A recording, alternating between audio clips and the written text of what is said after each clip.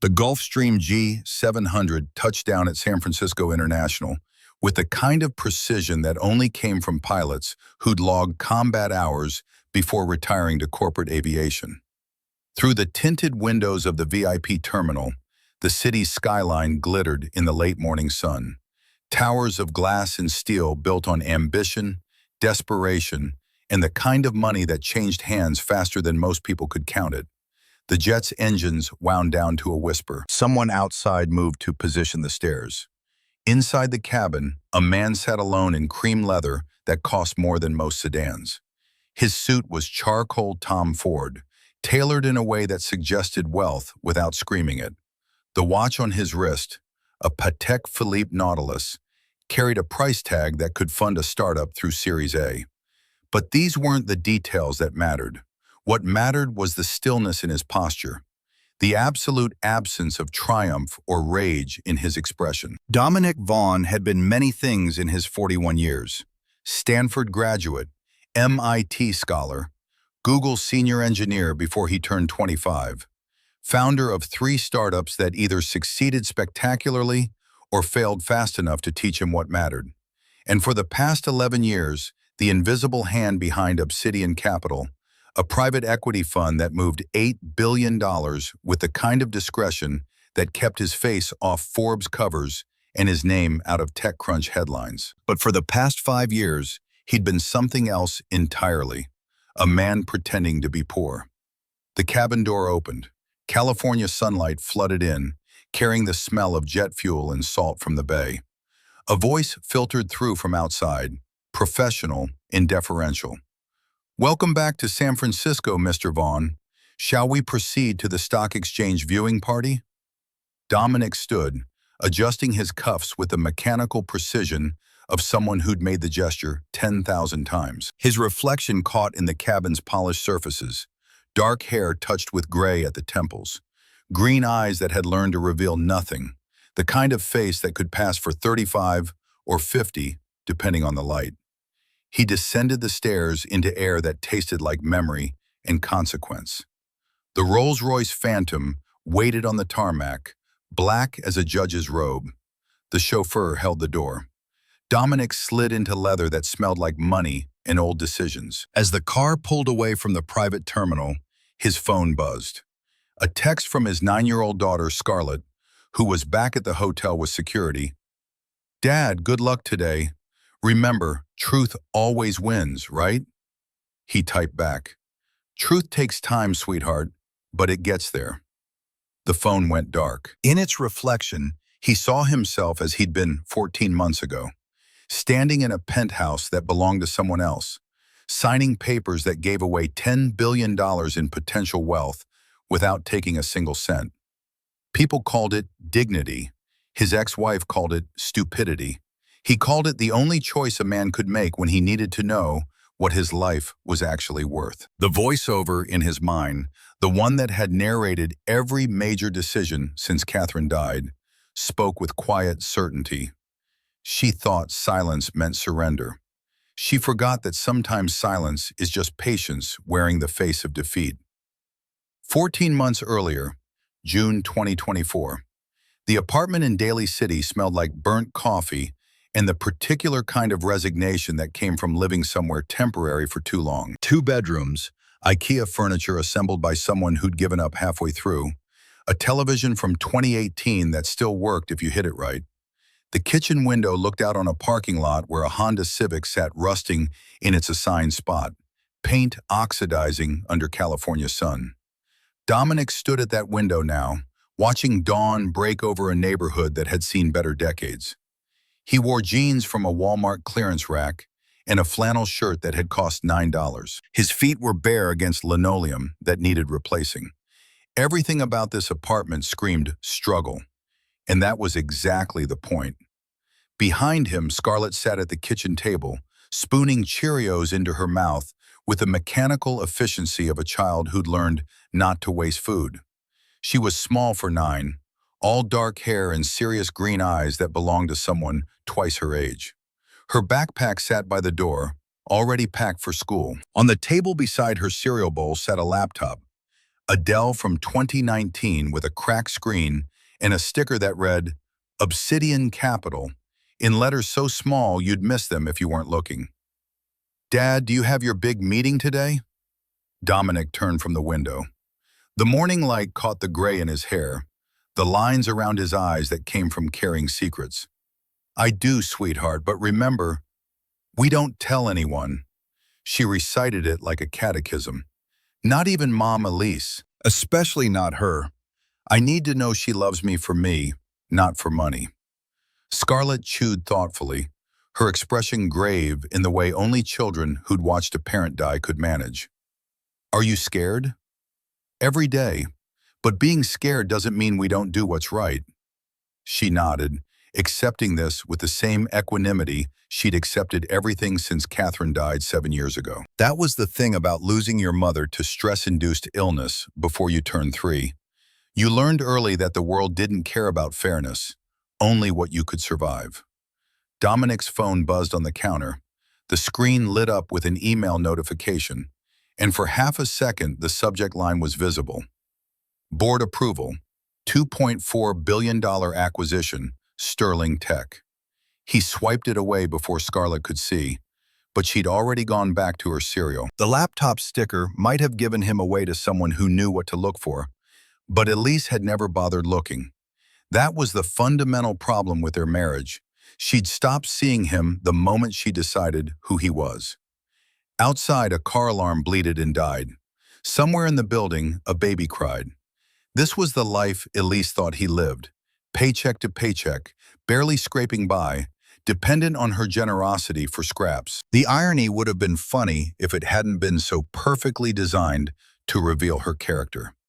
Dominic poured himself coffee from a pot that had burned the grounds, drank it black because they were out of milk, and began the morning routine of a man whose bank account showed $300 when anyone bothered to check. The secondary accounts, the ones routed through shell corporations in Delaware and the Cayman Islands, the ones that held $680 million in liquid assets, and another $8 billion in managed portfolios, those existed in a parallel universe that Elise couldn't see because she'd never thought to look past the surface. His phone buzzed again. This time it was a call, and the name on the screen made him step into the bedroom before answering. Paige. Mr. Vaughn. His assistant's voice carried the crisp efficiency of someone who'd managed billionaires long enough to know when they were playing dress-up. The board wants confirmation on Sterling Tech. Legal has cleared everything. They're waiting on your authorization. Approved. Execute at market open. Understood. Also, the forensic analysis you requested on Payflow's patent filings, Dr. Cross finished overnight. The results are significant. Dominic's hand tightened on the phone. Through the thin bedroom wall, he could hear Scarlett humming something off-key while she finished breakfast. How significant? 87% code match with your 2019 commits. Every major function, every architectural decision, every security protocol, it's all yours.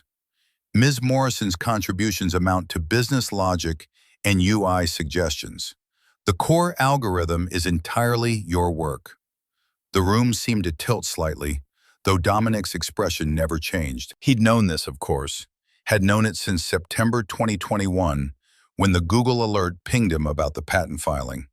But knowing something and having it confirmed by forensic analysis were different animals. Send me the full report, encrypted, and Paige, thank you. One more thing, sir. The background check on Garrett Ashford that you requested. 3 documented workplace affairs in previous positions. One resulted in a sexual harassment settlement that his former employer paid to make quiet. Another contributed to a colleague's divorce. He has a pattern. Of course he did. Men like Garrett Ashford were as predictable as gravity once you knew what to look for. Elise had chosen him because he represented everything Dominic supposedly wasn't. Successful, ambitious, publicly wealthy. She hadn't bothered to check whether that success was built on competence or just confidence in a good suit. Keep monitoring. I want to know every meeting he takes, every investor he talks to. If he's planning to sell a lease out, I want advance notice. Understood, sir. The call ended. Dominic stood in the small bedroom with its thrift store dresser and its single window that looked out on an alley, and allowed himself 5 seconds of pure rage. Not at Elise. He'd stopped being angry at her months ago, once he understood that her betrayal came from fear rather than malice. Not even at Garrett, who was just a symptom of a larger disease. No, the rage was for himself, for thinking he could engineer human behavior like code, for believing that poverty could be a test rather than a trap, for the arrogance of playing God with someone else's character development. The 5 seconds passed. The rage went back into whatever box he kept it in. He returned to the kitchen where Scarlett was rinsing her cereal bowl with the kind of care that suggested water bills mattered. Ready for school? Ready. They walked to the bus stop together, Dominic in his Walmart flannel and Scarlett in a backpack that had cost $200 but looked like it came from Target.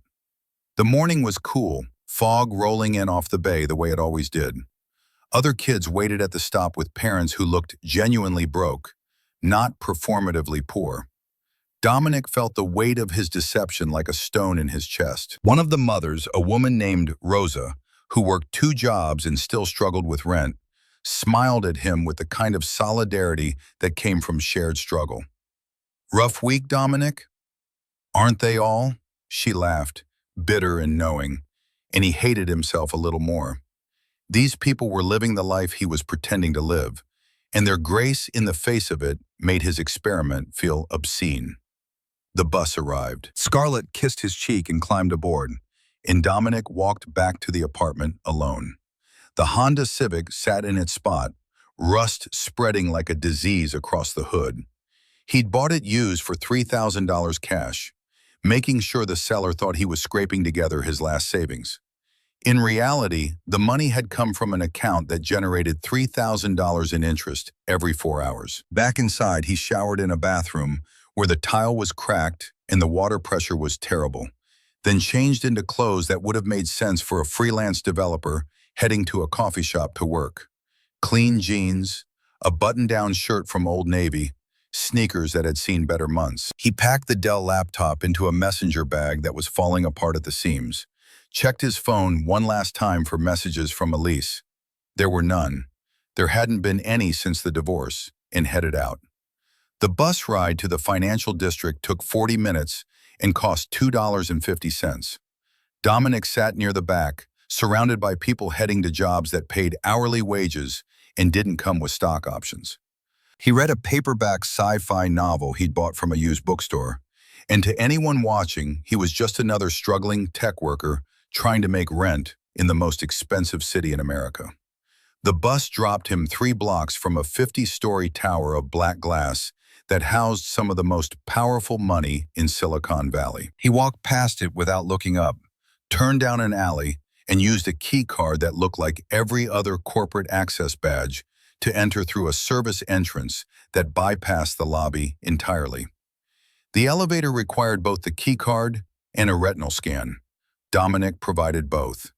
The elevator rose without stopping, expressing past floors where regular humans worked their regular jobs, and deposited him on the 42nd floor. The doors opened onto a reception area that looked like it had been designed by someone who understood that real power didn't announce itself.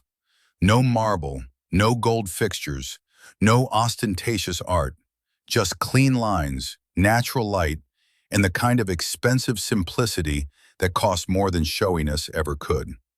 Paige Whitmore stood waiting, tablet in hand. She was 29, Stanford MBA, and had been filtering Dominic's professional life for 3 years with the kind of discretion that made her worth triple what he actually paid her.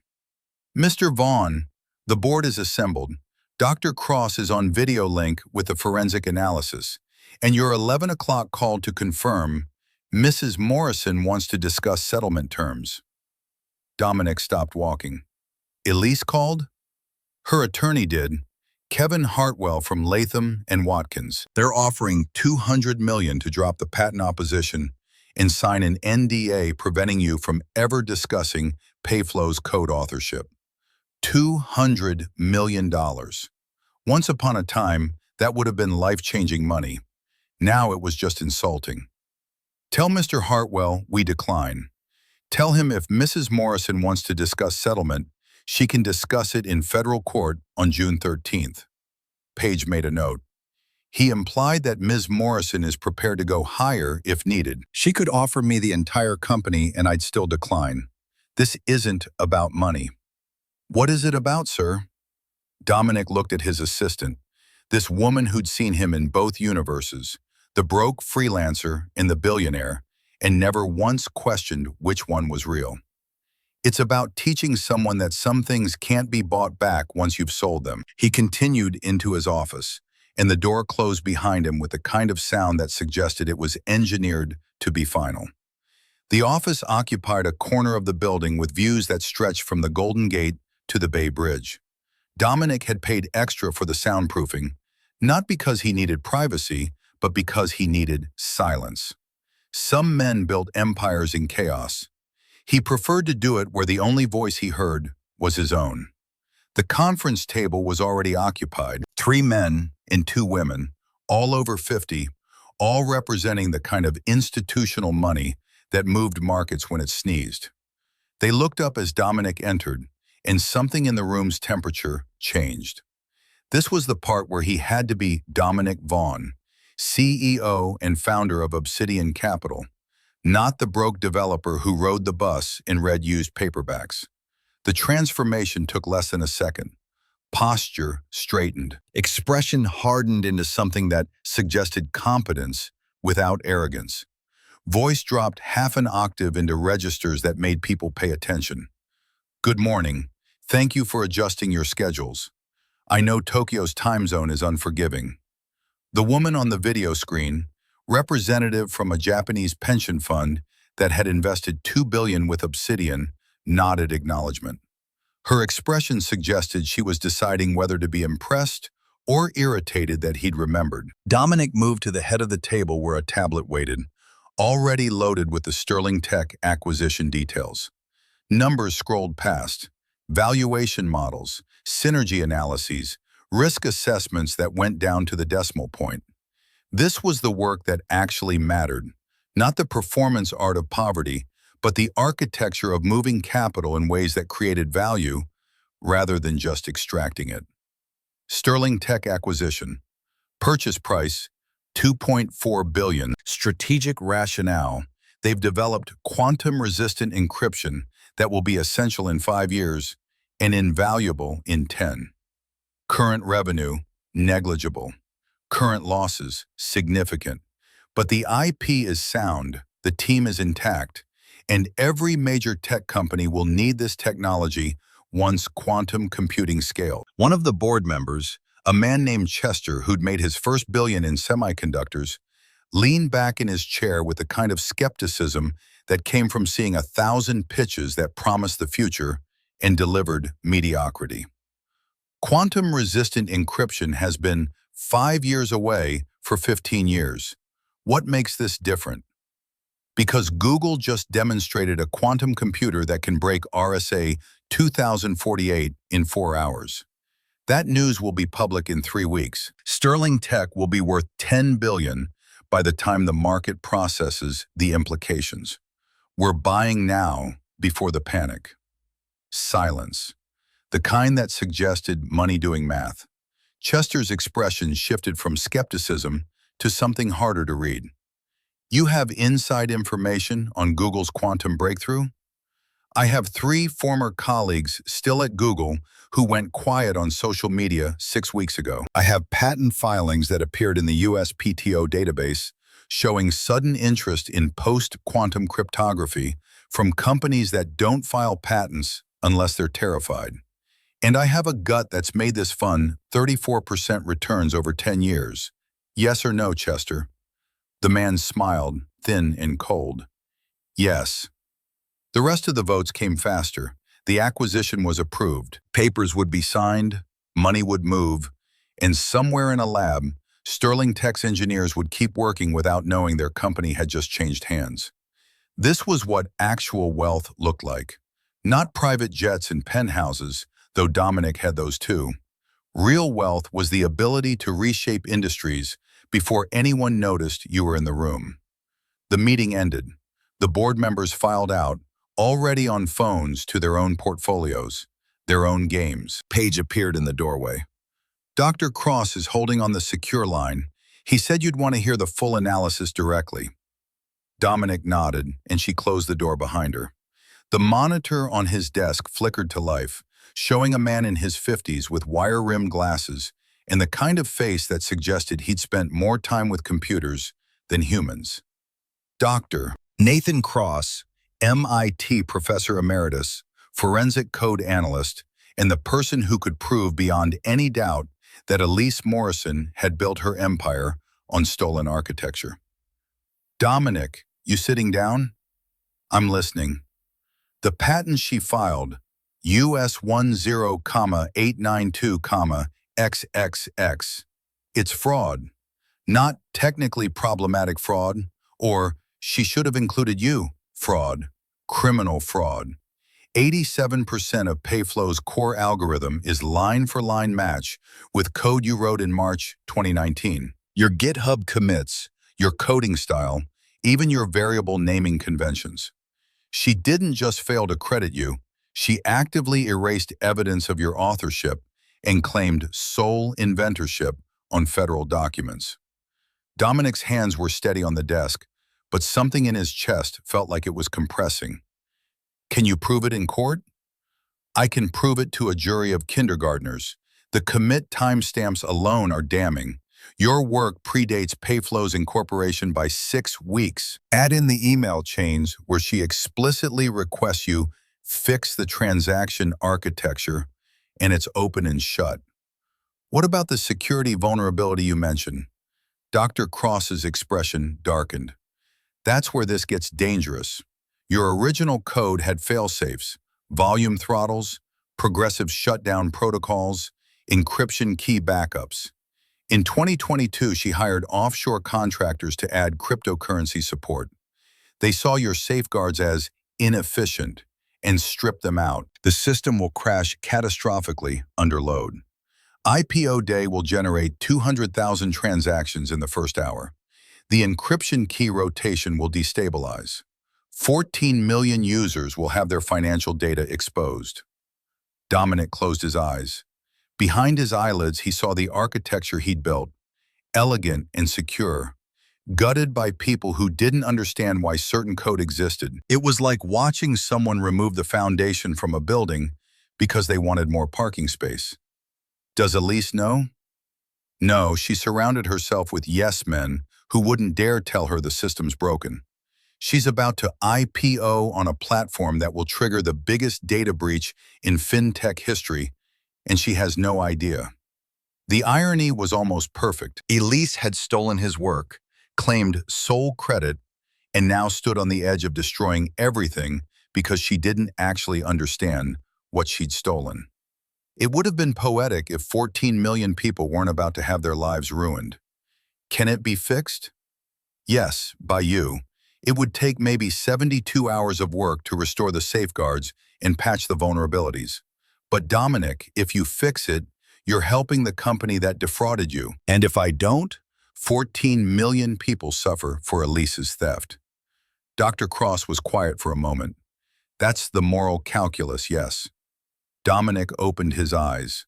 The San Francisco skyline spread before him, towers built on ambition and lies, and the occasional moment of actual innovation. Somewhere out there, Elise was preparing for the IPO that would make her a billionaire. She was probably rehearsing her pitch about being a self-made founder, a woman who'd overcome sexism and doubt to build something revolutionary. And every word of it would be a lie built on his labor. I'll fix it, but I'm submitting the fix as evidence when we file the injunction. The court will see that she not only stole the original code, but corrupted it through incompetence. And when the IPO halts, the solution will be ready. The company can survive. The users can be protected. But Elise will lose everything. Yes. The words sat in the air like a verdict. Dr. Cross nodded slowly. I'll send you the technical specs. And Dominic, I'm sorry. I know you loved her once. The call ended. The monitor went dark. Dominic sat alone in his office with its views of the city and its silence that cost extra, and tried to remember what loving Elise had felt like. It was harder than it should have been. The woman he'd loved had existed for maybe 2 years, the version who'd cried in a coffee shop about her father's cruelty, who'd read bedtime stories to Scarlett with funny voices, who'd promised partnership and actually meant it. That woman had died somewhere around the time Preston Morrison passed away and left his daughter with a lifetime of inadequacy disguised as inheritance. The person who remained had Elise's face and voice, but she'd been hollowed out and filled with her father's contempt. She'd become the thing she'd feared, someone who measured worth in Forbes rankings and IPO valuations instead of human connection. His phone buzzed. A text from Scarlett, sent during lunch break. Dad, I got an A on my coding project. The teacher said my algorithm was surprisingly sophisticated for my age. I told her I learned from the best. Love you. Dominic typed back, proud of you, sweetheart. See you tonight. He set the phone down and stared at it for a long moment. This was what it was all for. Not revenge on Elise, not even justice in some abstract sense. It was about showing his daughter that some things were worth fighting for, even when fighting back was hard. Especially when fighting back was hard. The rest of the afternoon blurred past in a series of calls and meetings that required the Dominic who ran Obsidian Capital. He approved a venture round, declined 2 acquisition offers, and spent an hour on video with a founder in Austin who'd built something brilliant and needed capital without strings. This was the work he'd actually enjoyed before Elise. Finding people who were building real things and giving them the resources to succeed. No games, no tests, just the straightforward transaction of money for equity and mutual respect. At 6 o'clock, he changed back into his Walmart flannel, packed the dying Dell into his falling-apart messenger bag, and took the service elevator down to street level. The transformation was seamless. Somewhere between the 42nd floor and the lobby, the billionaire evaporated, and the struggling freelancer reappeared. Different posture, different expression, different energy. Method acting taken to its logical extreme. The bus ride home was crowded with people who'd worked long shifts and would do it again tomorrow. Dominic sat with his paperback and his careful invisibility, and wondered if any of them suspected that the man reading used science fiction had spent his afternoon moving billions. Probably not. Wealth was like that. It was invisible until you wanted to show it, and showing it was usually a mistake. Back in Daly City, he picked Scarlett up from the neighbor who watched her after school. The woman, Maria, a grandmother whose own kids had moved to cheaper states, smiled at him with the kind of sympathy reserved for single parents struggling to make it work. She's a good girl, your Scarlett. Never any trouble. Thank you, Maria. I don't know what we'd do without you. We take care of each other, yes? That's what neighbors do. Dominic handed her $40, his freelance rate for 4 hours of childcare, carefully calculated to seem generous without raising questions. In reality, he'd have paid her 10 times that and still felt like he was stealing her time. But paying market rate would have blown his cover, so he paid what a broke developer could afford and hated himself a little more. Dinner was boxed mac and cheese because that's what the receipts would show if anyone checked. Scarlett did her homework at the kitchen table while Dominic pretended to work on the Dell, actually reviewing the forensic analysis Dr. Cross had sent. The code comparisons were damning. Every major function traced back to his architecture, his decisions, his 3 days of sleepless work that had saved a failing company. Scarlett finished her homework and came to stand beside him looking at the screen. Is that about Mom, Elise? Dominic closed the laptop. Yes, sweetheart. Are you going to stop her? I'm going to tell the truth. Sometimes that's the same thing as stopping someone. She nodded, processing this with her usual gravity. Will she hate you? Probably, but I'd rather she hate me for telling the truth than love me for enabling lies. Scarlett climbed into his lap. Too old for it, really, but the divorce had made her younger in some ways. She smelled like school cafeteria food and strawberry shampoo. I miss when she was nice. Me too, baby, me too. They sat like that while the evening turned to night outside the kitchen window. The parking lot's fluorescent lights flickered on, painting everything in sickly yellow. The Honda Civic looked even more pathetic under that illumination. Oxidized paint, a crack spreading across the windshield, rust that suggested structural damage. It occurred to Dominic that he'd gotten so good at playing poor that he'd forgotten it was performance. The apartment had started to feel real. The bus rides had started to feel necessary. The careful budgeting and receipt saving and coupon clipping had become reflexive.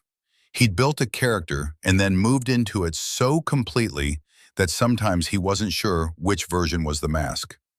Later, after Scarlett was asleep, he opened his laptop and pulled up the patent filing one more time. October 2019, 6 months after he'd rebuilt Payflow's entire backend. 6 months after Elise had promised they were partners. Inder, Elise Morrison. Co-inventors, none. 3 words that erased 72 hours of work. 3 words that turned partnership into theft. 3 words that would cost her everything once they got to court. His phone buzzed. A text from an unknown number. "Mr. Vaughn, this is Kevin Hartwell, Mrs. Morrison's attorney. She's asked me to convey that she's willing to negotiate in good faith. The $200 million offer can be increased to $250 plus public acknowledgement as technical co-founder. She wants to avoid court. Please respond at your earliest convenience." Dominic stared at the message. $250 million. Public acknowledgement. Everything he could have claimed during the divorce, handed to him now that it was too late to matter. He typed, "Tell your client I'll see her in court. Some things can't be bought back once you've thrown them away." Sent. The message disappeared into the void. Somewhere across the city, in a penthouse that cost more per month than most people earned in a year, Elise would read those words and understand, or fail to understand, that this had never been about money. Dominic closed the laptop.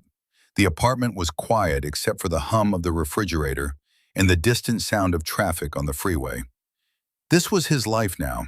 Half billionaire, half broke developer, both versions real in their own way. The question was, which version would survive what came next? He looked at the kitchen calendar where Scarlett had marked days with cheerful stickers. June 13th was circled in red marker. Court day. 28 days from now. 28 days until the truth came out and everyone learned that the broke ex-husband was actually worth more than Elise's entire company. 28 days until the test ended and the results came in. Outside, the city hummed with its usual indifference. People made money, lost money, loved each other, destroyed each other. The machinery of ambition ground on whether anyone was paying attention or not. Dominic had stopped paying attention years ago, had decided that quiet wealth was better than public success. But now he was about to become very, very public. The thought should have terrified him. Instead, it felt like relief. He shut off the lights and went to bed in a room with thrift store furniture and a window that looked out on nothing. Tomorrow he'd wake up and ride the bus and play poor again. But the clock was ticking down. The performance was almost over. Soon everyone would see what he'd been hiding, and Elise would learn what it cost to confuse silence with surrender. Some debts, it turned out, could only be paid in truth. The self-storage facility in Daly City smelled like cardboard decay, and the particular kind of regret that came from paying monthly fees to house things nobody wanted badly enough to keep close. Unit 247 sat at the end of a corridor painted institutional beige, lit by fluorescent tubes that hummed with the frequency of dying insects. The lock was rusting. The door scraped concrete when Dominic pulled it up, metal shrieking against neglect. October afternoon light filtered through dust motes thick enough to seem solid. Inside the 10 by 10 space, boxes were stacked with the careful precision of someone who'd once believed organization mattered. Christmas decorations Elise had insisted on buying from Pottery Barn, despite having nowhere to display them. Books neither of them had read, purchased because educated people own books. A leather armchair that had cost $4,000 and spent 3 years in storage because it didn't match the penthouse aesthetic. The debris of a marriage that had looked successful from the outside and rotted from within. Scarlett climbed over a box labeled Kitchen, Miscellaneous, with the fearlessness of a child who'd learned early that material possessions were temporary. She wore jeans with grass stains and a t-shirt from a coding camp Dominic had enrolled her in, using a scholarship he'd quietly funded through a shell corporation. Her hair was pulled back in a ponytail that made her look even younger than 9. The storage unit had been Dominic's idea, back when the divorce was fresh and he'd still believed there might be something worth salvaging from the wreckage. He'd moved everything out in a single afternoon while Elise was at a board meeting, hiring day laborers who didn't ask questions and paid them cash from an account that existed only to maintain the illusion of poverty. The monthly fee of $125 came from the same place, a checking account that showed direct deposits of freelance income that was real enough to pass casual scrutiny, but modest enough to suggest struggle. The notice had arrived last week. Final payment missed. Clear the unit by November 1st or face auction. Dominic had missed the payment deliberately, letting the system work its bureaucratic magic. Now he had a reason to be here. On a Saturday afternoon when Scarlett should have been at a birthday party they couldn't afford to attend. She pulled at a box near the bottom of a stack, grunting with effort. "Dad, this one's heavy." Dominic moved to help, and together they dragged it into the light. The label read, "Office Supplies, 2019, in Elise's precise handwriting, back when she'd still believed in organized domesticity. Inside were the expected items: staplers, pens, legal pads turned yellow at the edges. And underneath, wrapped in a t-shirt that had belonged to Dominic's first startup, something rectangular and dense. Scarlett pulled it free. Dust clouded the air. An external hard drive, 2 terabytes, manufactured by Seagate, the kind of device that had been cutting edge in 2019 and now looked archaeological. Someone had labeled it in black Sharpie, the ink faded but legible. Payflow Alpha Build, March 2019, do not delete. Dominic's heart performed a maneuver that felt like missing a step on stairs. His hands moved without consulting his brain, taking the drive from Scarlett with the kind of care usually reserved for religious artifacts or unexploded ordnance. "What is it?" "Insurance I forgot I had." The drive was heavier than it should have been, as if the data inside had physical weight. Dominic turned it over in his hands, checking the ports, the casing, the small LED that would indicate power. Everything looked intact. The label was in his handwriting. He remembered now, 3 years ago when Elise had gone through a security paranoia phase after a competitor tried to poach her engineers. She demanded he wipe all company files from personal devices. He'd complied, but not before creating this backup and hiding it in a box of office supplies she'd never open, just in case. "Can we throw it away? We need space in the truck." "No." The word came sharper than intended. "We keep this. This is important." Scarlett accepted this with her usual equanimity, already moving to the next box. But Dominic stood frozen, holding 3 years of forgotten evidence in his hands. This drive contained everything: the original code, the email chains, the commit history that proved Payflow had been his architecture before it became Elise's empire. With this, he wouldn't just have Dr. Cross's forensic analysis. He'd have the source material itself. The afternoon passed in a blur of boxes and decisions. Keep, throw away, donate to Goodwill. Most of it was throw away. The marriage had accumulated things the way bodies accumulated scars. Evidence of damage that served no purpose once the wound closed. By 5 o'clock, they'd loaded what mattered into the borrowed pickup truck, left the rest for the facility to auction, and headed back to the apartment as the sun turned San Francisco's sky the color of warning. That night, after Scarlett went to bed with a book about a girl who coded her way out of poverty, irony that Dominic felt like a knife, he sat alone at the kitchen table and plugged the external drive into his laptop. The Dell groaned with effort, fans spinning up to jet engine volume. The drive's LED blinked green, then solid. A folder appeared on the desktop, payflow_archive_2019. Inside were 847 files. Dominic opened the first one at random. Source code scrolled past, familiar as his own handwriting because it was his own work. Comments littered throughout, initials marking decisions. D.V. Dominic Vaughn. Check encryption validation loop. Stress test under high volume. Ensure fallback protocols are redundant. He opened another file. More code, more comments, more evidence that Payflow's genius had never been Elise's. Email chains came next, exported to PDF and dated. March 12th, 2:14 in the morning. Subject line, Beta Crisis. Elise writing, Dominic, system crashed again. Investors pull out in 6 weeks if we don't have working demo. I don't know what to do. Please help. His response, 30 minutes later. Already started rebuild. We'll have new architecture by Friday.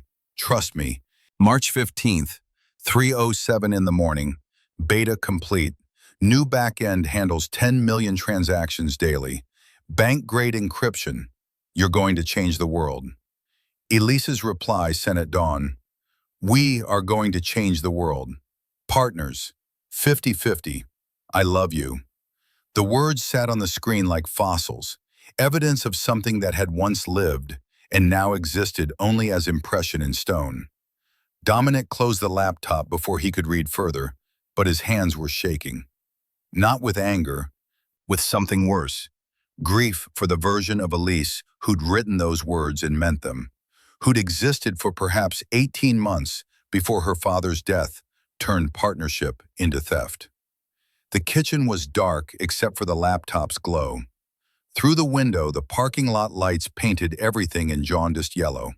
The Honda Civic sat in its spot, rust spreading like cancer. Dominic looked at the car, in the apartment, in the life he'd constructed to test whether Elise could love a person instead of a portfolio.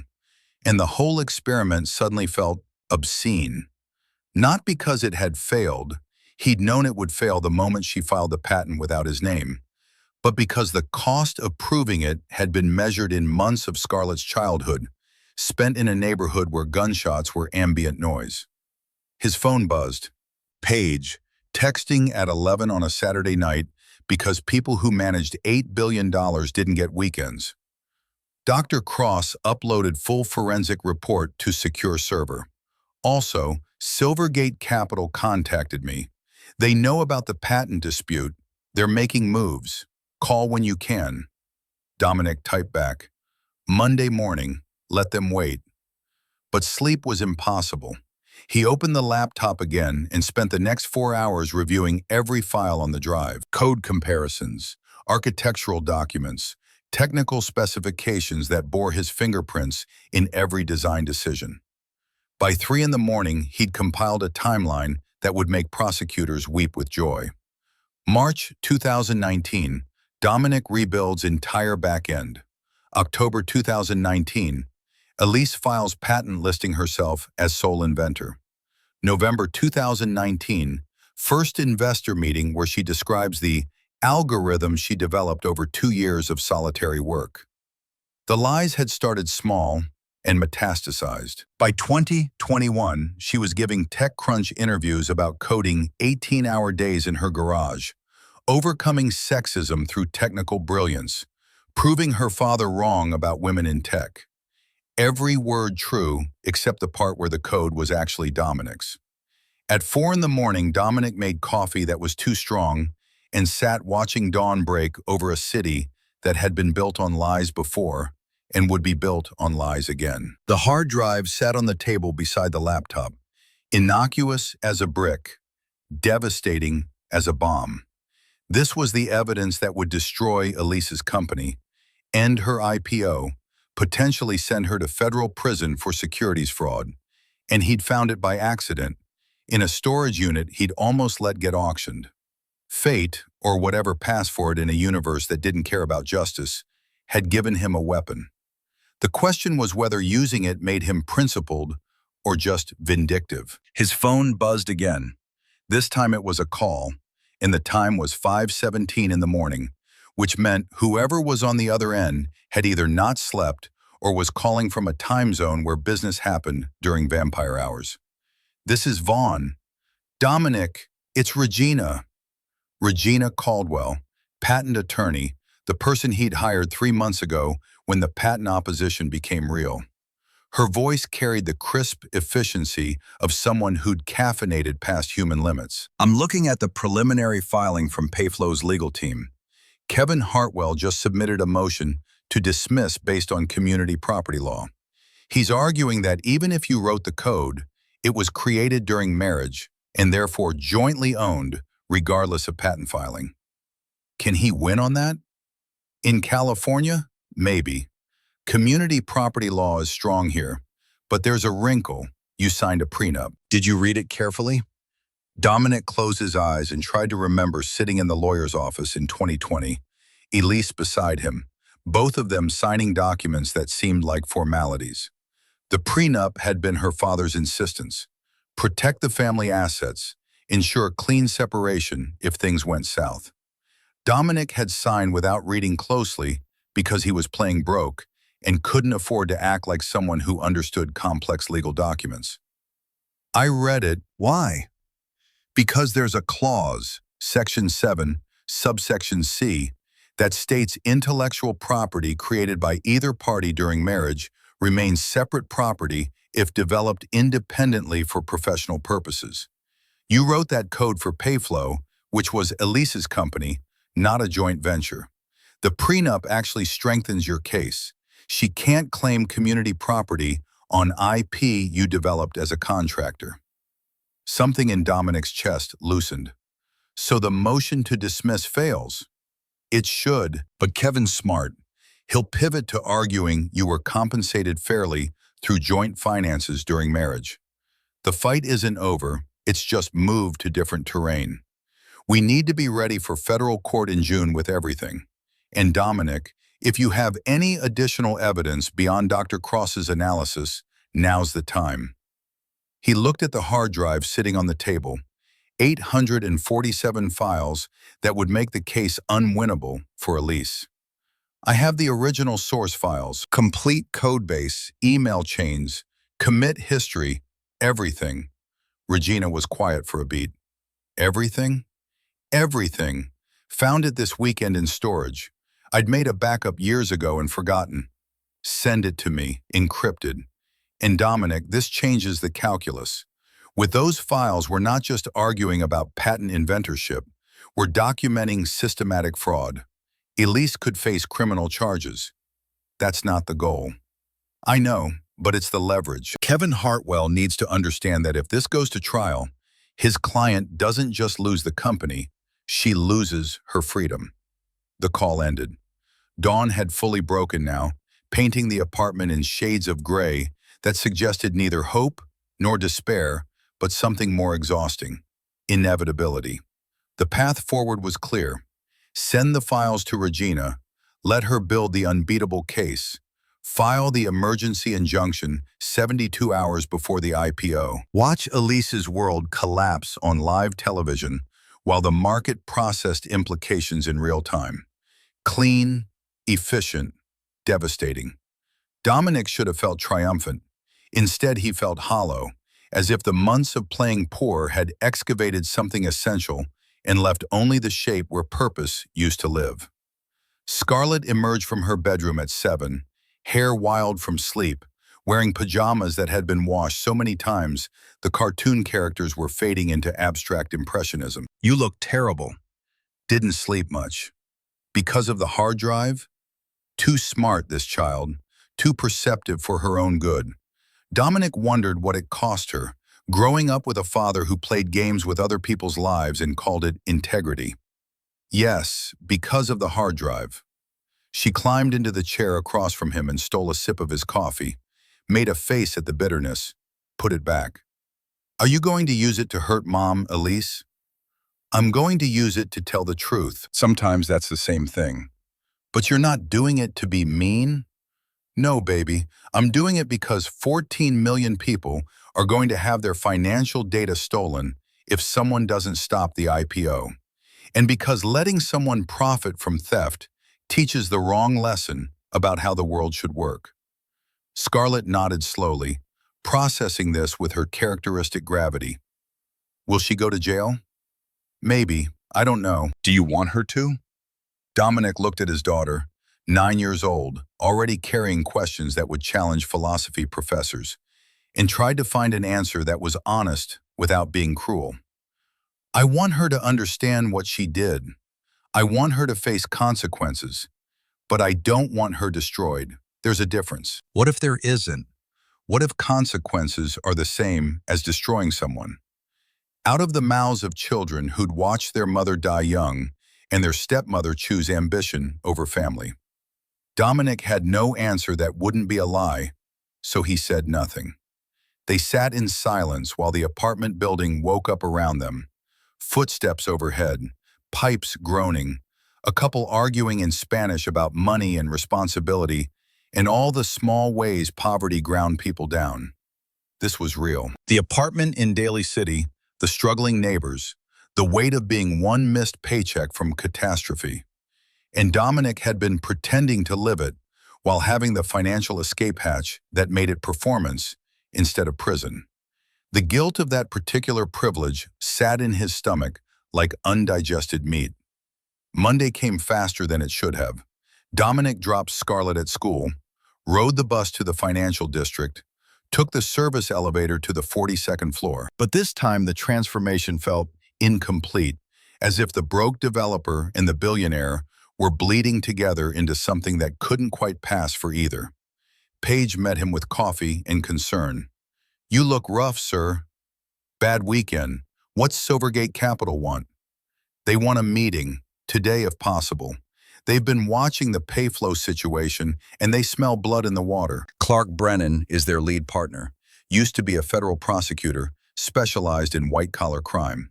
He knows about the patent dispute and he's interested in discussing strategic opportunities. Translation. Silvergate wanted to buy Payflow at bankruptcy prices after Dominic torpedoed the IPO, and they wanted him to know they could make it worth his while. This was how the real money worked, not through fair competition, but through controlled demolition, followed by asset stripping. Dominic had done it himself a dozen times, acquiring companies that had destroyed themselves through incompetence or fraud, and rebuilding them into something functional. But this was different. This was Elise. Tell Brennan I'll meet him Thursday, not before, and only if he understands I'm not interested in financial arrangements.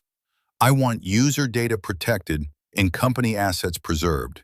If he can guarantee that, we'll talk. Paige made notes, her expression suggesting she knew there was more to the story, but was too professional to ask. I'll set it up. Also, Dr. Cross called. He's analyzed the patch Payflow issued for the security vulnerability. It doesn't work. He says the system will fail catastrophically on IPO day unless someone who actually understands your architecture fixes it properly. I know. I'm planning to code the fix myself and submit it with the court filing. When the injunction halts the IPO, the solution will be ready. The company survives, users are protected, but Elise faces consequences for the fraud. That's very noble, sir. It's also strategically complex. If you provide the fix, Payflow could argue you're still invested in the company's success and use that to undermine your patent claims. Dominic hadn't considered that angle.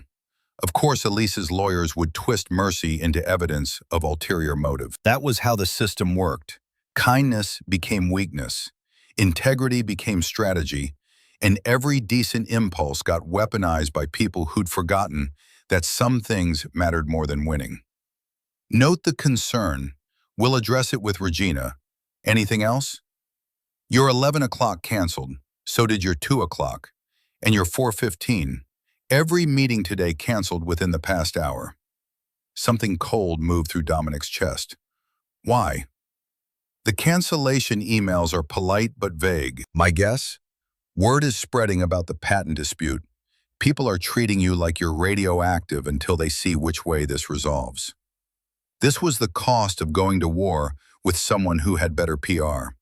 Elise's crisis management team, the same firm that had rehabilitated the image of a pharmaceutical company after they'd raised insulin prices by 400%, was already working to isolate him, paint him as a bitter ex-husband seeking attention, a failed developer trying to steal credit, a man whose word couldn't be trusted because he'd lied about his own wealth.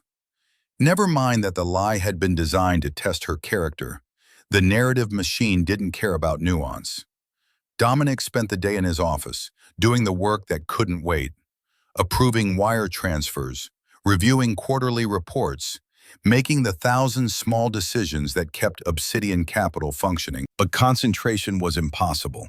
His mind kept returning to the hard drive, to the files that would detonate Elise's life, to Scarlett's question, "Do you want her to go to jail?" The honest answer was no. He wanted her to admit what she'd done, to face the humans she'd endangered, to understand that theft carried consequences. But prison? Years in a federal facility, stripped of everything that made her feel successful, turned into case study for ambitious women who confused excellence with ruthlessness? That wasn't justice. That was just cruelty with paperwork. At 6 o'clock, Dominic left the office and rode the bus home through rush-hour traffic that moved like molasses in winter. The Honda Civic was still there, still rusting, still serving as prop in the performance art of poverty. He sat inside it for 10 minutes, engine off, watching other people return to lives that were actually hard rather than performance. A woman carried groceries in both hands, shopping bags cutting into her palms because she couldn't afford the delivery fee.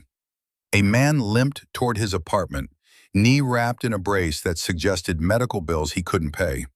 Real struggle, not the theatrical version Dominic had been staging. His phone buzzed. Text from a number he didn't recognize. "Mr. Vaughn, this is Kevin Hartwell. I believe we should speak directly, attorney to principal. My client is willing to settle this matter immediately for $300 million plus full public recognition as co-inventor. She wants to avoid court and the damage it would cause. Please respond." 300 million, up from 250, which had been up from 200. The price of Elise's panic, measured in increments of $50 million. Once upon a time, that much money would have changed Dominic's life so completely he'd have become a different person.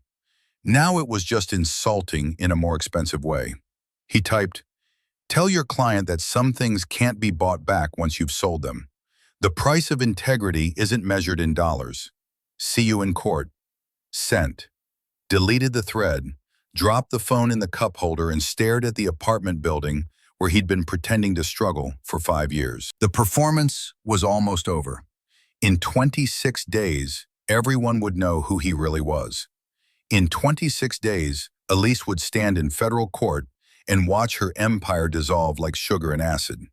In 26 days, the truth would come out, and he'd finally learn whether teaching that lesson had been worth the cost.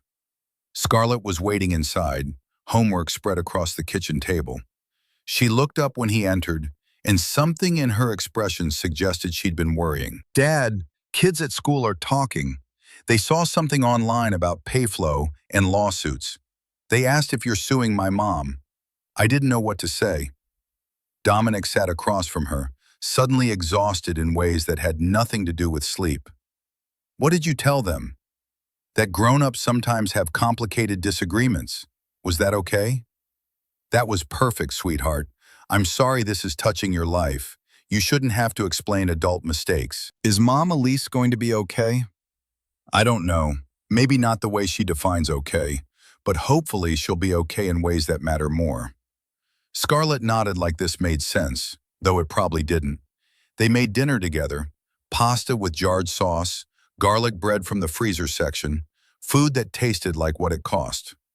While they ate, Dominic's phone buzzed repeatedly, messages piling up, probably from people who'd heard about the patent dispute and wanted to either offer support or distance themselves. He didn't check. The buzzing was answer enough. That night, after Scarlett slept, Dominic returned to the hard drive. He opened a file at random, technical specifications for the encryption protocol, and found himself reading his own work from 5 years ago like it was archaeology. The code was elegant, efficient, built with the kind of care that came from understanding not just what you were building, but why it mattered. This was what actual craftsmanship looked like before it got corrupted by people who saw only the market value. Elise had taken this work and claimed it as her own, then let incompetent contractors gut it because she didn't understand what she'd stolen. That was the real crime. Not just the theft, but the degradation of something that had been built with integrity. Like buying a Stradivarius and using it for firewood. His phone rang, 3 in the morning, which meant either emergency or someone calling from Asia, where business hours were different. The caller ID showed Regina Caldwell. Dominic, we need to talk about timeline. I just got off the phone with the clerk's office. Judge Whitmore moved our hearing up. We're not filing the injunction 72 hours before the IPO. We're filing it in 8 days. Why? Because Payflow's legal team filed a motion claiming your patent opposition is strategic harassment designed to manipulate stock prices. They want the case dismissed before IPO to prevent market confusion. Judge Whitmore wants to hear arguments immediately. Can we be ready? With the files you sent me? Yes. But Dominic, this changes everything. We won't have time to negotiate. We won't have time to let Elise consider settlement. We're going straight to court with nuclear evidence, and she'll have maybe 48 hours to understand what's about to hit her. Will that hurt our case? No, but it might hurt her more than you intended. No time to prepare, no time to spin the narrative. She's going to get destroyed in public with zero warning. Something in Dominic's chest felt like it was compressing. This was what he'd wanted: justice, consequences, truth. But the timeline made it feel less like strategy and more like ambush. 8 days. Not enough time for Elise to mount a proper defense, just enough for her to watch everything collapse in slow motion. We proceed as planned, file when the court allows. Understood. And Dominic? Clark Brennan from Silvergate called me directly. He wants you to know they're ready to move the moment Payflow's stock tanks. They'll acquire the company, install new management, implement your security fixes. Users protected, company survives, but Elise loses everything. He's offering you 30% equity in the restructured company. Tell him I'm not interested in profiting from this. Tell him I'll consult on the security fixes for free if it means users are protected, but I don't want equity. He's not going to understand that. He doesn't have to. Just deliver the message. The call ended. Dominic sat in the dark apartment with its thrift store furniture and its window that looked out on nothing, and tried to remember why this had seemed like a good idea. Testing Elise by playing poor, letting her reveal her character through the choices she made when she thought he was powerless. It had worked. She'd failed spectacularly, stolen his work, chosen status over partnership. But winning the test didn't make him feel vindicated. It just made him tired. 8 days, 220 hours until everyone learned the truth. The countdown had begun whether he was ready or not. Morning came gray and reluctant. Dominic dropped Scarlett at school, fielded her questions about whether the lawsuit meant they'd move back to a nice neighborhood. Not yet, baby, these things take time, and made his way to the financial district through fog that turned the city into suggestion rather than substance. The office felt different now that the timeline had compressed. Paige moved with increased urgency, fielding calls and coordinating with Regina's firm. Dr. Cross sent updated security analyses. Bradford Hayes, the securities attorney, started preparing documentation for the SEC investigation that would inevitably follow the injunction. Dominic sat in his office and did something he hadn't done in years. pulled up Elise's social media. Her Instagram showed the careful curation of someone building a personal brand. Photos from speaking engagements where she talked about overcoming sexism in tech. Video clips of her ringing the opening bell at various exchanges during practice runs. Selfies with other female founders. Captions about solidarity and breaking glass ceilings. The comments were universally supportive. Thousands of people praising her courage, her brilliance, her refusal to let men define her worth. None of them knew the empire was built on stolen architecture. None of them understood that the woman they were celebrating had become exactly what she'd feared.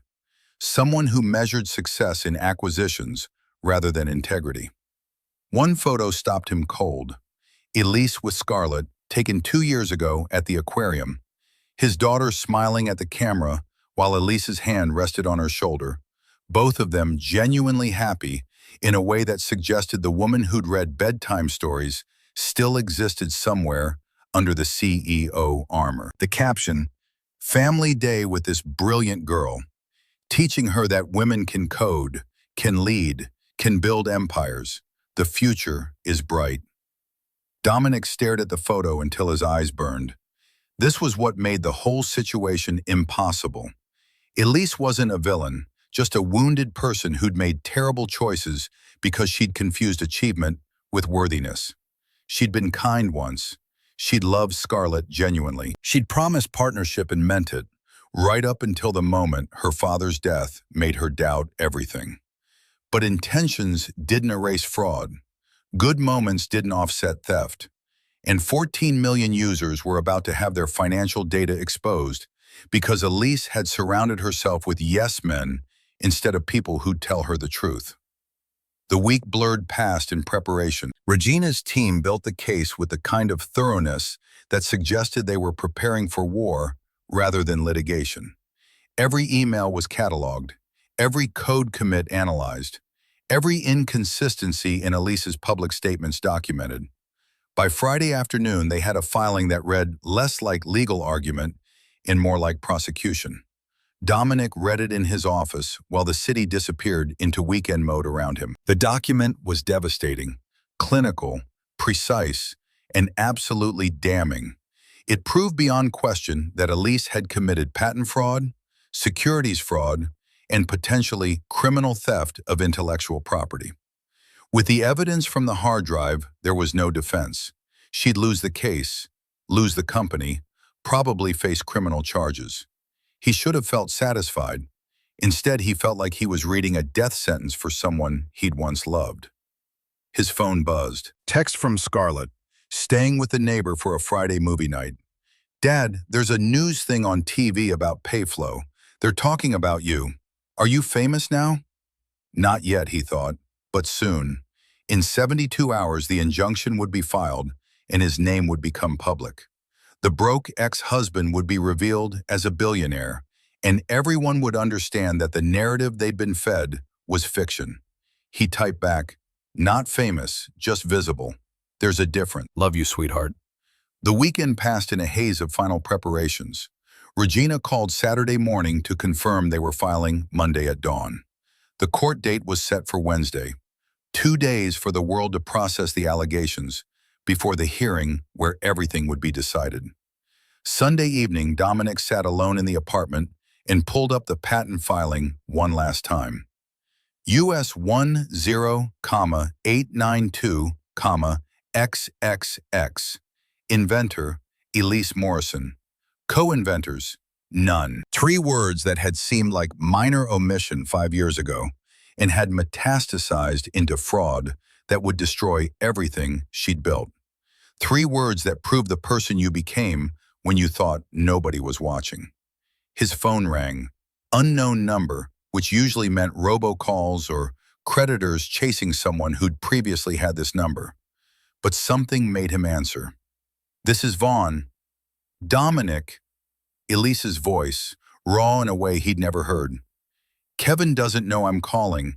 I know I'm not supposed to contact you directly, but I need you to hear this from me. I'm listening. I made mistakes, terrible mistakes. The patent should have had your name. The credit should have been shared. I let my father's voice in my head drown out what was right. And I'm sorry. I'm so, so sorry. The words hung between them like smoke. Dominic could picture her, probably in the penthouse, probably alone because Garrett was the kind of man who disappeared when situations became complicated. She'd be wearing something expensive that no longer made her feel successful, staring at a view that had stopped meaning anything. Why are you calling? Because I saw Scarlett's school photo on my feed. Instagram memory from 3 years ago. She's so much bigger now. I miss that. I chose the company over being her mother, and I missed watching her grow up. That's not something I can buy back. No, it isn't. I know you're filing the injunction Monday, Kevin told me. He said with the evidence you have, we can't win. The IPO will cancel. The company will collapse. I'll probably face criminal charges, and I deserve all of it. But Dominic, please, not for me. For the 520 employees who have families. For the users who depend on the platform. Don't destroy something that took years to build just to prove a point. I'm not destroying it. I'm correcting the record. And I've already coded the security fixes. When the injunction halts the IPO, the solution will be ready. The company can survive under new management. Users will be protected. But you don't get to keep credit for work you didn't do. Silence. He could hear her breathing, ragged and desperate. I loved you once, genuinely, before everything got complicated. I know, I loved you too. But love doesn't excuse theft. And the woman I loved wouldn't have stolen credit in the first place. She died when my father did. I'm sorry you got stuck with what was left. The line went dead. Dominic sat holding the phone, feeling like he'd just watched someone step off a ledge in slow motion. Elise wasn't calling to negotiate. She was calling to say goodbye to the version of herself who'd once been worthy of partnership. Monday morning arrived with the kind of relentless inevitability usually reserved for weather systems and terminal diagnoses. Dominic rode the bus to the financial district one last time in his Walmart flannel, carrying the laptop that had served as prop in 5 years of performance art. But this ride felt different, as if the costume no longer fit properly. Other passengers watched him with expressions suggesting they'd seen his face somewhere but couldn't place it. One woman made eye contact, and her expression shifted from recognition to confusion to embarrassment, and Dominic understood. The news was already leaking. Regina had filed at 6 in the morning. By 8, Tech Press had the story. By 9, it was trending nationwide. By the time Dominic reached his office, Paige was fielding calls from reporters who wanted comment on the billionaire who'd hidden in plain sight for 5 years. What should I tell them? Tell them I'll make a statement after Wednesday's hearing. Until then, no comment. But the silence wouldn't matter. The narrative machine was already running, processing the story into digestible chunks for mass consumption. Dominic checked Twitter, because of course he checked Twitter. Humans were predictable that way, and watched the discourse evolve in real time. Some people called him a genius, playing the long game, testing his wife's character, proving that wealth didn't define worth. Others called him manipulative, cruel, a man who'd gaslit his wife by pretending to be poor while actually being rich enough to destroy her.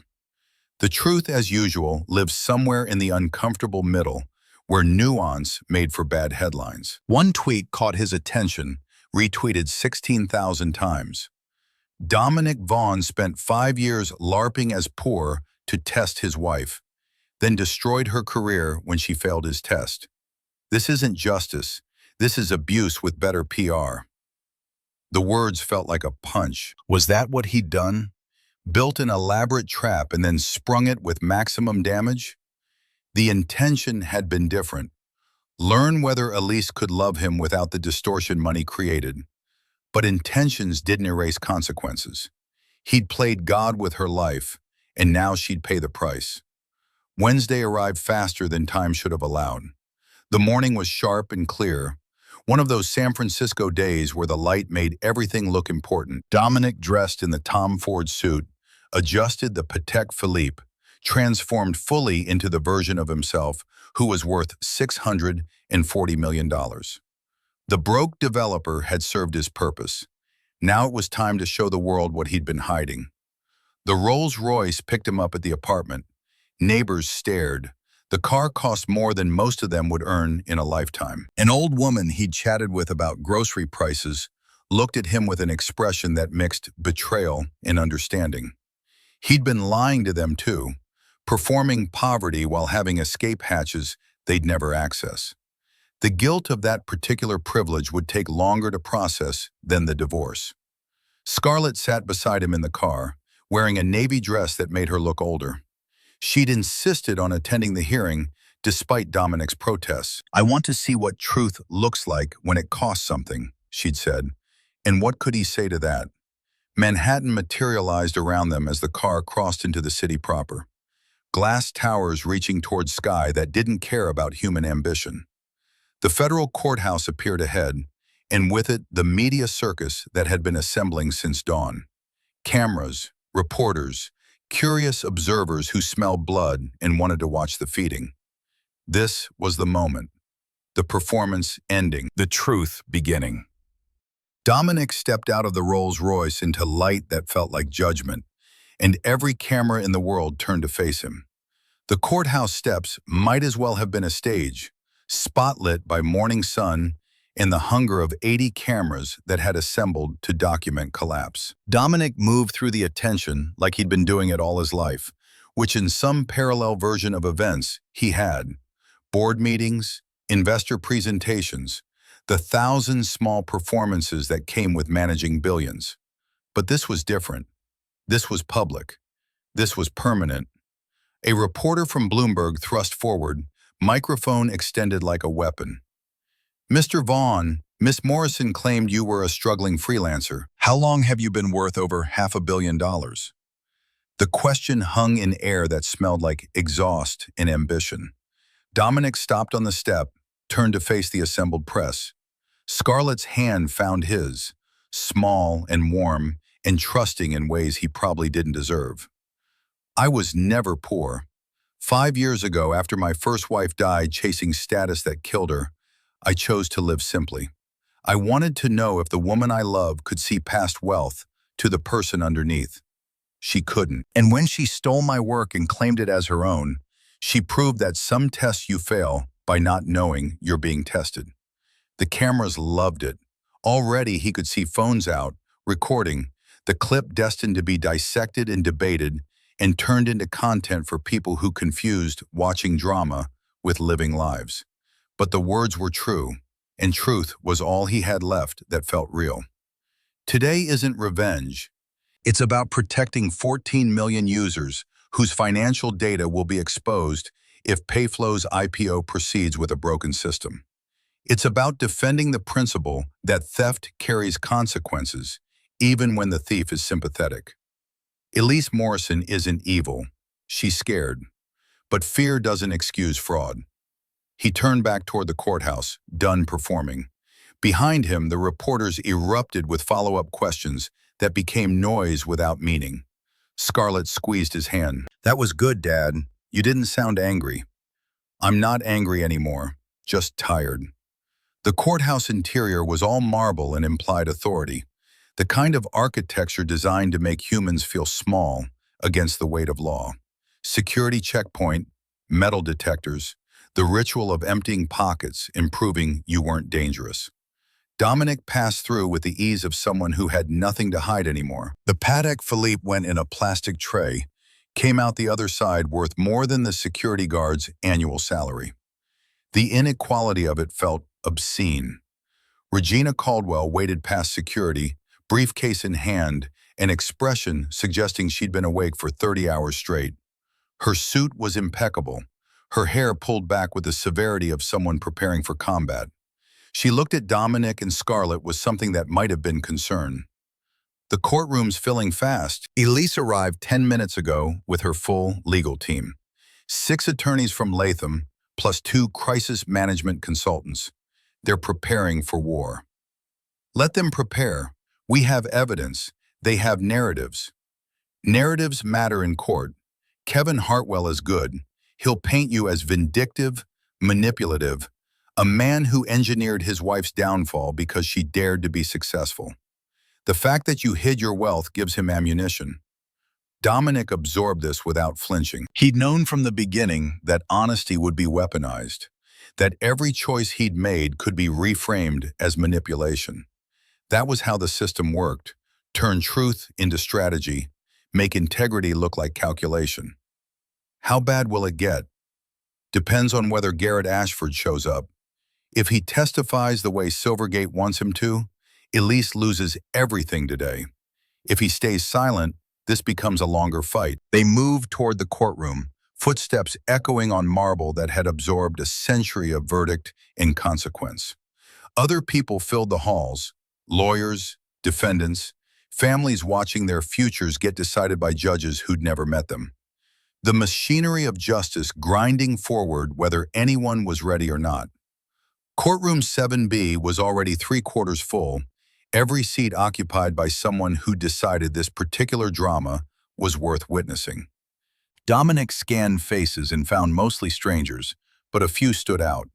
Tech journalists with their notebooks and cynical expressions, investors who'd backed Payflow and now watched their money evaporate in real time. And near the back, wearing sunglasses indoors like disguise mattered, Preston Morrison's widow, Constance, Elise's mother, the woman who'd looked at Dominic with contempt during family dinners because he wasn't impressive enough to deserve her daughter. Their eyes met. She removed the sunglasses, and what looked back at him wasn't contempt anymore, just profound sadness, as if she'd finally understood that pushing her daughter toward success had pushed her toward fraud.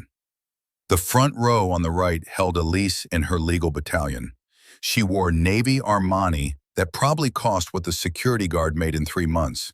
Her hair pulled back in a style that suggested control despite the situation unraveling around her. When she turned and saw Dominic, something complex moved across her face. Recognition, regret, rage, resignation. All of it true, none of it enough to change what came next. Beside her sat Kevin Hartwell, 62 and emanating the kind of confidence that came from winning cases that should have been lost. He was currently speaking into Elise's ear, probably coaching her on expression and posture, making sure the jury of public opinion would see a woman under siege rather than a thief facing consequences. But there was no jury here. Judge Patricia Whitmore would decide alone, and she had a reputation for caring more about evidence than performance. Dominic took his seat beside Regina, Scarlett on his other side. His own focus was scattered across 100 anxieties that all boiled down to the same question: would truth matter more than narrative when the verdict came? The bailiff entered and performed the ritual. All rise. The United States District Court for the Southern District of New York is now in session. The Honorable Patricia Whitmore presiding. Everyone stood. The judge emerged from chambers, 64 years old and carrying herself like someone who'd stopped being impressed by wealth or status sometime in the previous century. She wore her robes the way soldiers wore uniforms, functionally, without ceremony. Her expression suggested she'd reviewed the filings and found them more interesting than most. Please be seated. Case number 23CV 4719, Vaughn versus Morrison. Counsel, are you ready to proceed? Regina stood. Ready, Your Honor. Kevin Hartwell rose with practiced ease. Ready, Your Honor. Before we begin, I want to establish parameters. This is a preliminary injunction hearing, not a full trial. I'm deciding whether to halt Payflow's IPO pending resolution of patent inventorship claims. Ms. Caldwell, you're alleging fraud. That's a serious accusation requiring serious evidence. I hope you're prepared. We are, Your Honor, extremely prepared. The judge nodded, satisfied. Then let's proceed. Ms. Caldwell, opening statement. Regina moved to the podium with her notes, though Dominic suspected she'd memorized every word. Her voice when it came was clear and cold, the kind of tone that suggested facts rather than emotion. Your Honor, in March 2019, Dominic Vaughn spent 72 hours rebuilding Payflow Technologies' entire back-end architecture. He wrote 47,000 lines of code that transformed a failing startup into a platform capable of processing 10 million transactions daily with bank-grade encryption. 6 months later, Elise Morrison filed patent US 10,892 XXX, listing herself as sole inventor. She erased Mr. Vaughn from the record and built a $10 billion empire on his stolen architecture. She clicked a remote. The screen behind her lit up with code comparison, 2 columns running parallel. On the left, Dominic's GitHub commits from March 2019. On the right, Payflow's current production system. Highlighted sections showed 87% direct match. This isn't collaboration, this is theft. The timestamps prove Mr. Vaughn's work predates Payflow's incorporation. The email chains prove Mrs. Morrison explicitly requested he rebuild the transaction architecture. The code itself proves everything that matters. But there's more. Another click. Security vulnerability analysis filled the screen. Technical diagrams showing encryption failure cascades. In 2022, Ms. Morrison hired offshore contractors to update the code. They removed critical safeguards Mr. Vaughn had engineered. The result is a system that will catastrophically fail under high load. On IPO day, when transaction volume spikes, 14 million users will have their financial data exposed. Ms. Morrison claims she's the architect, but she doesn't understand what she built well enough to know it's broken. Regina paused, let the implications settle like dust after demolition. We're requesting immediate halt to the IPO, correction of patent inventorship, and SEC investigation into securities fraud. Ms. Morrison didn't just steal credit, she's attempting to take a company public on a platform she knows, or should know, is fundamentally compromised. She sat. The courtroom held its silence like breath. Kevin Hartwell stood, and the temperature in the room shifted. He was good. You could see it in the way he owned the space, turning toward the judge with expression that suggested disappointment rather than aggression. Your Honor, this is indeed a serious matter. But what Ms. Caldwell describes as theft, the law recognizes as marriage. Mr. and Ms. Vaughn Morrison were married from 2020 to 2023. During that marriage, they collaborated on Payflow. Mr. Vaughn contributed technical expertise. Ms. Morrison contributed business strategy, fundraising, and the vision that transformed code into company. This is how marriages work. Complementary skills building something together. He gestured toward Dominic without looking at him directly. But here's what Ms. Caldwell conveniently omits. Mr. Vaughn signed a divorce settlement in January 2023, explicitly waiving all claims to marital property, including intellectual property rights. He walked away clean. And now, 72 hours before an IPO that will create jobs and wealth, he decides he's been wronged? This isn't about justice. It's about a bitter ex-husband who can't handle his former wife's success. Kevin let that hang, then delivered the counterpunch. Moreover, we've discovered that Mr. Vaughn lied about his financial status throughout the marriage and divorce.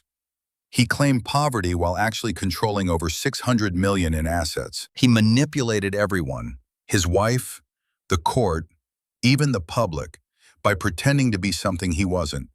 And now he comes before you claiming he's the victim? Your Honor, this is manipulation masquerading as principle. We request immediate dismissal. He sat. The courtroom remained silent, but Dominic could feel the shift.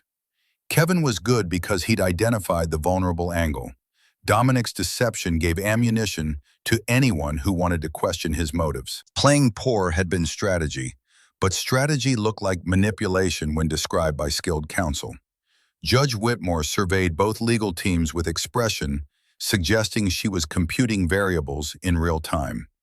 I want to hear testimony before ruling. Ms. Caldwell, call your first witness. We call Dominic Vaughn. Walking to the witness stand felt like moving through water, each step requiring more effort than it should. The bailiff administered oath, and Dominic placed his hand on something that purported to be sacred and promised to tell truth he'd been telling all along. The judge watched with eyes that had evaluated 1,000 liars and probably knew how to spot number 1,001. Regina approached with her measured grace. Mr. Vaughn, please describe your background. Bachelor's in computer science from Stanford, master's from MIT, worked at Google as senior engineer before founding Obsidian Capital in 2012. We manage approximately $8 billion in assets. And your net worth? $640 million, approximately. Murmurs rippled through the courtroom. The number was abstract until you said it aloud. Then it became real enough to make people recalculate everything they thought they understood about power dynamics. When you met Elise Morrison in 2019, did you disclose your wealth? No. Why not? Dominic looked past Regina to where Elise sat, watching him with expression he couldn't quite parse. This was the moment to explain, to make people understand that the deception had been test rather than trap. But explanations were dangerous. They invited judgment on whether the test had been fair. My first wife died from illness caused by chronic stress. She spent our marriage pursuing status, bigger house, luxury lifestyle, keeping up with wealth she felt entitled to. It destroyed her health. After she passed, I decided I'd never let money corrupt another relationship. When I met Elise, I lived simply to see if she could love the person rather than the portfolio. And what did you discover? That she couldn't. That when her father died and left her feeling inadequate, she chose status over partnership. She stole my work because admitting collaboration felt like weakness. Regina nodded, moved to the next point. Tell the court about March 2019. Payflow was failing. Beta testing crashed under any real load. Elise's investors were threatening to pull Series A funding. She asked if I could help. I spent 72 hours rebuilding the entire back-end. New architecture, bank-grade encryption, systems that could scale to millions of transactions. I did it because I loved her and believed we were partners. Did Ms. Morrison promise to include you as co-inventor on patent filings? She promised we were building something together. 50-50, she said. I trusted that meant credit would be shared. When did you learn otherwise? September 2021. Google Alert notified me she'd filed patent listing herself as sole inventor. I confronted her. She claimed it was legal strategy to avoid nepotism appearance. I believed her because I was still trying to save the marriage. Regina displayed the patent document on screen, making sure everyone could see the damning simplicity. Inventor, Elise Morrison. Co-inventors, none. Mr. Vaughn, why are you pursuing this now? Because 14 million users are about to have their financial data exposed by a system Elise corrupted through ignorance. Because letting theft succeed teaches the wrong lesson about integrity. And because my daughter is watching, learning what it means to stand up when standing up is hard. The words came out more raw than intended. Regina nodded, satisfied, returned to her seat. Kevin Hartwell approached with the predatory ease of someone who'd identified blood in water. Mr. Vaughn, you claim you lived simply. Let's examine that claim. You drove a Honda Civic? Yes. Shopped with coupons? Yes. Rode public buses? Yes. All while having $640 million available? Yes. That's not living simply, Mr. Vaughn. That's performance art. You were playing poor while people around you actually struggled. How is that not manipulation? The question landed like a fist. Dominic had asked himself the same thing during 5 years of pretending, but hearing it in court made the guilt sharper. I was testing whether someone could love me without money distorting the relationship. By lying to everyone around you? By making your neighbors think you were one of them while having wealth they'll never access? That's not testing, that's cruelty. Maybe. The admission surprised even Dominic. Maybe it was both. Kevin blinked, thrown by the concession. Witnesses weren't supposed to agree with attacks, but Dominic was exhausted of defending choices that felt more questionable with every passing month.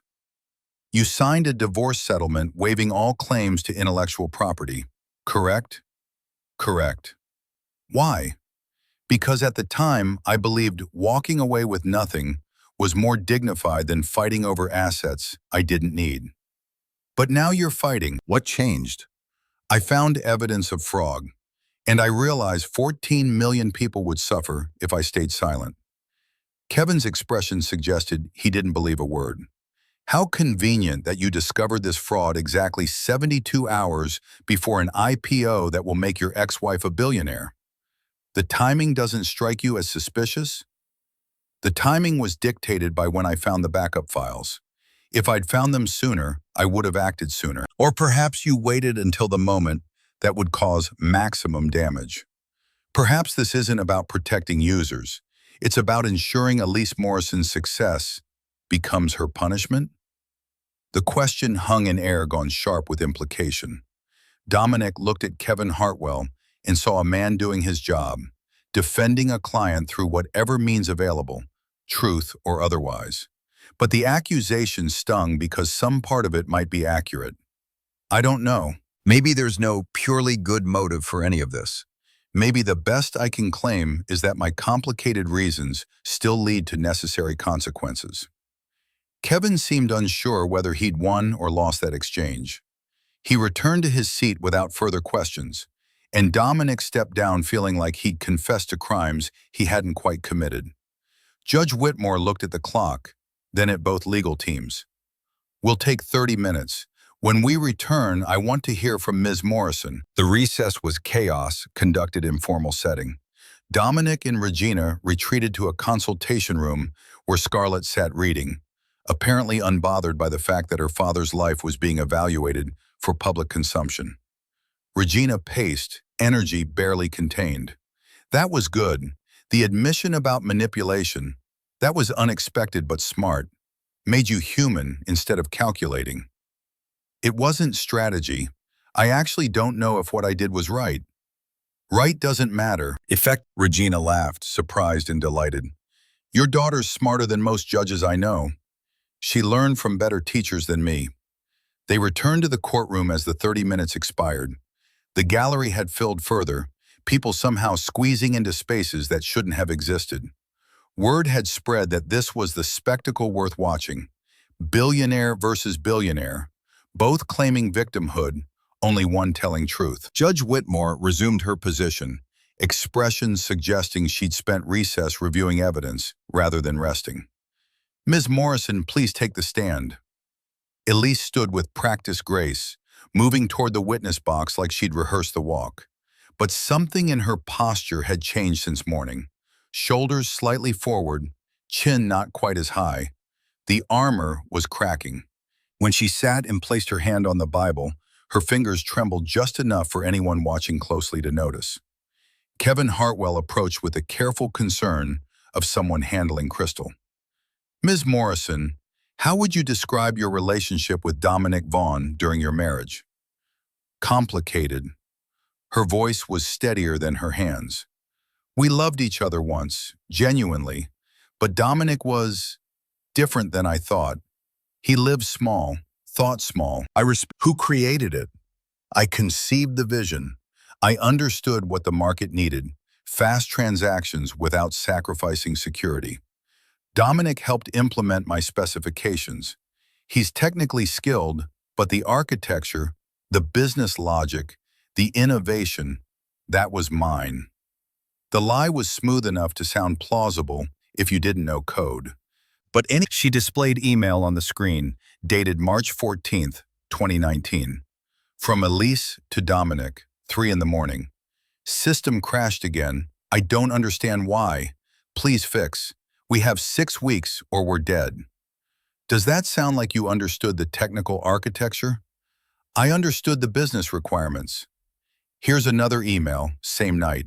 Your exact words. I don't know what to do. I'm not technical enough to debug this. You're the only one who can save us. Elise's composure fractured slightly. That was, I was stressed. Hyperbole. Let's look at the patent filing. Regina switched to the official USPTO document. You listed yourself as sole inventor. Did you write the code? I oversaw its creation. That's not what I asked. Did your hands type the 47,000 lines that became Payflow's core algorithm? Silence. Elise looked at Kevin, who remained carefully neutral. Mr. Vaughn implemented my vision. So no, you didn't write the code, yet you filed federal documents claiming sole inventorship. That's fraud, Miss Morrison. I built the company, I raised the money, I created the strategy, but you didn't invent the algorithm. Ms. Morrison, one final question. Your father, Preston Morrison, died in late 2022, correct? A few months before your divorce? Elise's face went pale. Yes, November 2022. Stroke. And Elise, on IPO day, when transaction volume spikes, 14 million users will have their data exposed. You're about to cause the largest breach in fintech history because you stole architecture you don't understand. Elise stared at the technical diagrams like they were written in a language she'd never learned, which, Dominic realized, they were. Step down, Miss Morrison. Elise returned to her seat, moving like someone concussed. Kevin leaned close, but she seemed beyond hearing. The courtroom doors opened. Garrett Ashford entered, and every head turned. He moved with purpose toward the witness stand. Elise saw him, and relief flooded her features. Here was the ally who would save her. But Dominic saw something else in Garrett's expression, the set of his jaw, the way he wouldn't meet Elise's eyes. Mr. Ashford, Judge Whitmore called, I understand you have testimony? I do, Your Honor. He was sworn in, sat, and delivered his lines with the precision of someone who'd rehearsed. State your relationship to the parties. I'm COO of Payflow Technologies. I was also in a personal relationship with Ms. Morrison. Past tense on both counts, as of this morning. Elise's face drained of all color. In November 2022, Ms. Morrison told me explicitly that Dominic Vaughn had written Payflow's core algorithm. She called him her secret weapon. She said investors wouldn't respect a married founding team, so she needed sole credit. Garrett, no! Elise's voice broke. Judge Whitmore's gavel came down. Ms. Morrison, one more word and I hold you in contempt. Garrett continued without emotion. In January 2023, she directed me to move $280 million to Cayman accounts. The purpose was hiding assets from divorce settlement. I have documentation. I've also agreed to cooperate with the SEC investigation in exchange for immunity. Why testify now? Silvergate Capital offered me the CEO position when they acquire Payflow at distressed prices. My cooperation was the condition. The honesty was almost refreshing. No pretense of nobility, just naked self-interest. Judge Whitmore dismissed him. Garrett left without looking back. Elise watched him go with expression, suggesting her capacity for surprise had finally been exhausted. I've heard enough, the judge's voice cut through the silence. This case presents complicated questions, but some facts are simple. Ms. Morrison filed a patent listing herself as sole inventor of an algorithm she admits she didn't personally code. That's fraudulent misrepresentation. Mr. Vaughn has provided overwhelming evidence of authorship. The security vulnerability is real and urgent. She looked directly at Elise. Therefore, I'm issuing preliminary injunction. Payflow's IPO is halted effective immediately. Patent US 10,892,000 XXX is suspended. I'm referring this matter to the SEC and FBI for investigation. Ms. Morrison, retain criminal counsel. This court is adjourned. The gavel fell with the sound of finality. The courtroom erupted. Dominic stood, feeling nothing resembling triumph. Scarlett took his hand. We won? Yes, but it doesn't feel the way I expected. They moved toward the exit. At the door, Dominic turned back once. Elise sat surrounded by attorneys, but utterly alone. Their eyes met across the distance and something passed between them, understanding that they'd both failed each other in different ways, that there were no clean victories in wars fought over stolen trust. Outside, cameras waited. Dominic's statement was brief. Today was about truth and protecting users. I hope Ms. Morrison learns that Forbes rankings matter less than human decency. And I hope my daughter remembers that doing the right thing doesn't always feel good. It just feels necessary. The Rolls-Royce pulled away from the courthouse. Scarlett leaned against him, book forgotten. Dad, what happens to Mom Elise now? She faces consequences. Probably loses the company, maybe faces criminal charges. She'll have to rebuild from nothing. Like we pretended to live? Except for her, it won't be pretend. Scarlett was quiet for a long moment. I think you did the right thing, even though it's sad. Dominic pulled her close. That's the thing about integrity, sweetheart. Sometimes it costs everything, and you pay anyway because some debts can only be settled with truth. The car moved through Manhattan, carrying them away from verdict and toward whatever came next. The sun was setting, painting the city in shades that suggested neither triumph nor tragedy, but something more complicated. The messy reality of choices made and consequences faced. Dominic looked at his daughter and understood. This was the real victory, not the judge's ruling or the corrected patent filing, but showing Scarlett that when someone steals from you, you fight back. Not with cruelty, not with revenge, but with truth delivered calmly and without apology. Justice wasn't supposed to feel clean.